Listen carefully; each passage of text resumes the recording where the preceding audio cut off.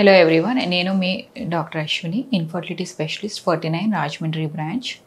So ఈరోజు నేను బ్రీఫ్గా ఒక టాపిక్ మీద డిస్కస్ చేయదలుచుకున్నాను, అదే ఫర్టిలిటీ స్కోర్.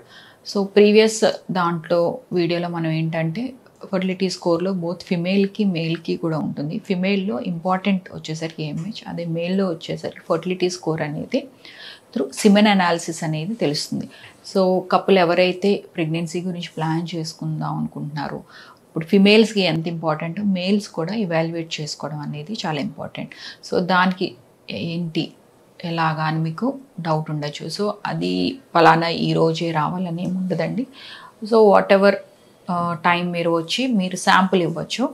శాంపుల్ ఇచ్చిన తర్వాత మనకి 1 అవర్లో రిపోర్ట్ అనేది సిమెన్ అనాలిసిస్ అనేది చేయడం జరుగుతుంది. ఈ సిమెన్ అనాలిసిస్లో ఏంటంటే స్పర్మ్ కౌంట్ ఎంత ఉంది, మొటిలిటీ ఎలా ఉంది, దాని యొక్క మార్ఫాలజీ ఎలా ఉంది అనేది మనకి తెలుస్తుంది. సో ఇది చాలా ఇంపార్టెంట్. మీరు ఎటువంటి ట్రీట్మెంట్కి వెళ్ళాలి అన్నా చాలామందికి ఏంటంటే ఫిమేల్ పార్ట్నర్ని ట్రీట్మెంట్ అనేది తీసుకుంటూ ఉంటారు. సో ప్రెగ్నెన్సీ అనేది డిలే అవుతూ ఉంటుంది.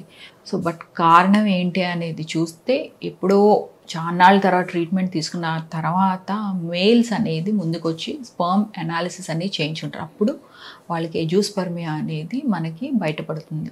సో ఇదే టెస్ట్ మనం ఎర్లీగానే మనం ఎప్పుడైతే ఫిమేల్స్కి స్కానింగ్ ఎలా చేస్తామో మగవారిలో కూడా ఒకసారి సిమెన్ అనాలిసిస్ చేయించుకోవడం వల్ల ఏంటంటే మనం ఎలా వెళ్ళొచ్చు, are we running out of time అనేది మనకు తెలుస్తుంది అనమాట.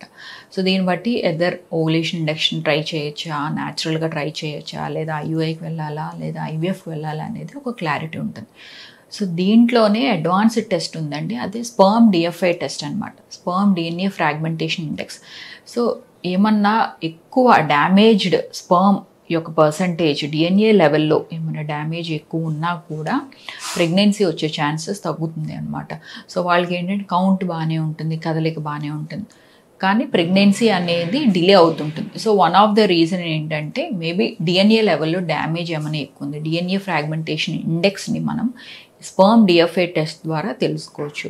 సో ఇది ఏమన్నా అబ్నార్మల్లీ హై ఉంటే నెక్స్ట్ ఏం చేయాలి, దీనికి కొంత మెడికేషన్ వాడటం వల్ల మనం ఇంప్రూవ్ చేయొచ్చు అనమాట. ఎట్ ద సేమ్ టైం ఏంటంటే ఇంకా ఎక్కువ ఉంది, హై ఉంది, ఏజ్డ్ పర్సన్స్ అయితే మనం డైరెక్ట్గా టిజాకి వెళ్ళి డైరెక్ట్ టెస్టిస్ నుంచి స్పర్మ్స్ ఎక్స్ట్రాక్ట్ చేయడం వల్ల డ్యామేజ్ లేని స్పర్మ్స్ని మనం తీసుకోవచ్చు అనమాట. సో దీనికంటే అడ్వాన్స్డ్ టెస్ట్ వచ్చి స్పర్మ్ అనలైజర్ అనేది మనకి ఇప్పుడు అందుబాటులో ఉంది. ఇదేంటంటే ఏఐ బేస్డ్ స్పర్మ్ అనలైజర్ అనమాట. ఇందులో ఏంటంటే మనకి ఈ ఏఐ బేస్డ్ స్పర్మ్ అనలైజర్లోని సిమెన్ టెస్ట్తో పాటు semen analysis, count, motility plus మార్ఫాలజీతో పాటు ఈ డిఎన్ఏ లెవెల్ డ్యామేజ్ ఎంతవరకు ఉందనేది మనకి ఎట్ ఏ స్ట్రెచ్, ఒకసారి మీరు సిమెన్ టెస్ట్ ఇస్తే ఎట్ ఏ స్ట్రెచ్ మనకి రిపోర్ట్ అంతా వచ్చేస్తుంది అనమాట. దీనివల్ల ఏంటంటే మీకు టైం సేవ్ అవుతుంది.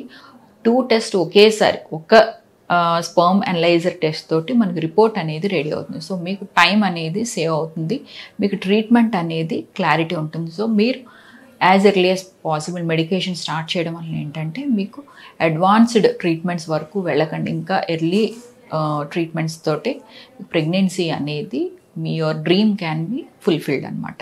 Thank you so much.